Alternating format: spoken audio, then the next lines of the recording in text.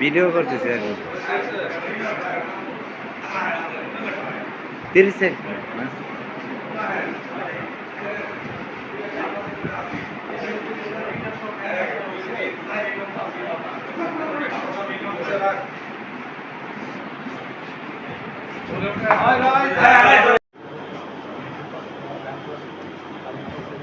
আমার মনে আছে আমরা মনে হলে একার বাইরে দিই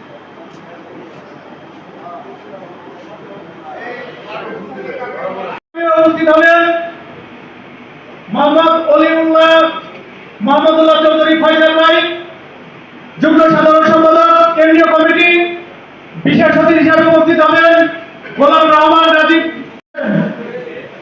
বাংলাদেশের গণতন্ত্র নিয়ে, বাংলাদেশের মানুষের ভোটের অধিকার নিয়ে অন্তর্বর্তীকালীন সরকারের একটা ক্ষুদ্র অংশ প্রতিনিয়ত ষড়যন্ত্র করছে। এটা আমরা আজকে বুঝতে পারছি, আর আমাদের অভিভাবক জনাব তারেক রহমান ৩-৪ মাস আগেই এটা বুঝতে পেরেছেন।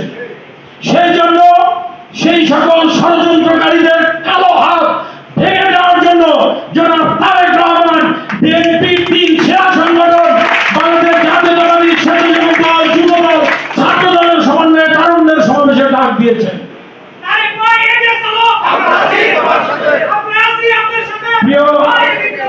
প্রিয় উপস্থিতি, আপনারা এসেছি।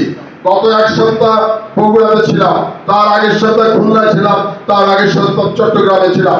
আজকে আপনাদের এখানে এসেছি। গুরুত্ব না থাকলে এখানে আসতাম না। প্রিয় সহযোগিতা বন্ধুরা, আমি বিশ্বাস করি রাজনৈতিক ভাবে আপনারা সবাই সচেতন। আপনাদের যাদের নাম আমি বললাম তারা রাজনৈতিক ভাবে সচেতন, এবং আপনারা প্রত্যেকটি উপজেলা পৌরসভার শীর্ষ নেতা এবং এই জেলার শীর্ষ নেতা আপনারা। আমি মনে করি সঙ্গত কারণে আপনাদেরকে বিশদভাবে সবকিছু বুঝিয়ে বলার কোনো অবকাশ আছে বলে আমি মনে করি না। প্রিয় বন্ধুরা, আমরা একটি রাজনৈতিক পরিবর্তিত পরিস্থিতির মধ্যে বসবাস করছি। একটি রাজনৈতিক পট পরিবর্তন হয়েছে গত 5ই আগস্ট। এর আগে আমরা 17 বছর রাজপথে থেকে লড়াই সংগ্রাম করেছিলাম আপনাদের দ্বারা। আপনারা আমরা সবাই মিলে লড়াই সংগ্রাম করেছিলাম। নেতৃত্ব দিয়েছিল আমার প্রিয় নেত্রী দেশনেত্রী বেগম খালেদা জিয়া, আমার প্রিয় নেতা, বাংলাদেশের গণমানুষের নেতা, বাংলাদেশের অভিসাংবাদিত নেতা, বিএনপির ভারপ্রাপ্ত চেয়ারম্যান, আমাদের সাংগঠনিক অভিভাবক জনাব তারেক রহমানের নেতৃত্বে লড়াই সংগ্রাম করেছিলাম। বারবার প্রিয় নেতা বলেছিল বিএনপি যে লড়াই এবং সংগ্রাম করছে, সেই সংগ্রাম আমরা করছি ক্ষমতা যাওয়ার জন্য না। আমরা এই লড়াই এবং সংগ্রামটা করছি বাংলাদেশের মানুষের ভোটের অধিকার প্রতিষ্ঠা করার জন্য।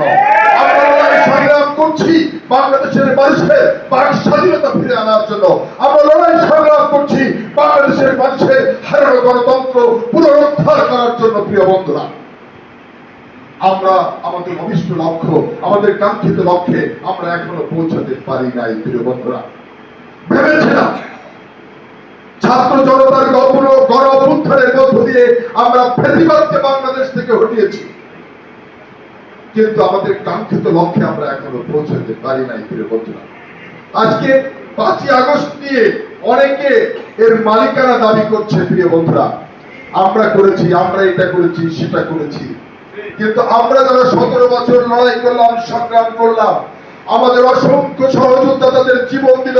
আমরা এখানে যারা বসে আছে সবার নামে একাধিক মামলা, একাধিকবার কারাগারে গিয়েছে, একাধিকবার রিমান্ডের নামে মানসিক নির্যাতন ভোগ করেছে।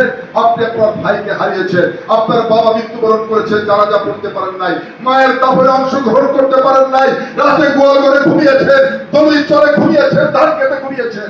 এভাবে রক্ত দিয়ে নুরুজ্জামানের বুকে 16টি গুলি করা হয়েছিল। সেই রক্তে এই মাঠ তৈরি হয়েছিল, রক্ত তৈরি হয়েছিল আরাফাত রহমান কোকের দীর্ঘশ্বাসে এই মাঠ তৈরি হয়েছিল। প্রিয় বন্ধুরা, তারেক রহমানের মেরুদণ্ডের হাড় ভেঙে দিয়েছিল, তার যে কষ্ট, সেই কষ্টে মাঠ তৈরি হয়েছিল। প্রিয় বন্ধুরা, 17 বছর বিএনপির লক্ষ লক্ষ নেতা কর্মীর বিরুদ্ধে মামলা হয়েছে, নির্যাতন সহ্য করে গুলির সামনে বুক পেতে দিয়ে আমরা 17টি বছর এই মাঠটিকে তৈরি করেছিলাম। প্রিয় বন্ধুরা, সব সময় সব আন্দোলন সফল হয় না, ইতিহাস বলে আমরা এভাবে আমরা আন্দোলন করেছি, সংগ্রাম করেছি, কিন্তু কখনো আদর্শচ্যুত হইনি। আপনারা আদর্শচ্যুত হন নাই। আপনারা যখন রিমান্ডে ছিলেন, রিমান্ডে থেকে আপনারা কখনো মুছে লেখা দেন নাই। আপনারা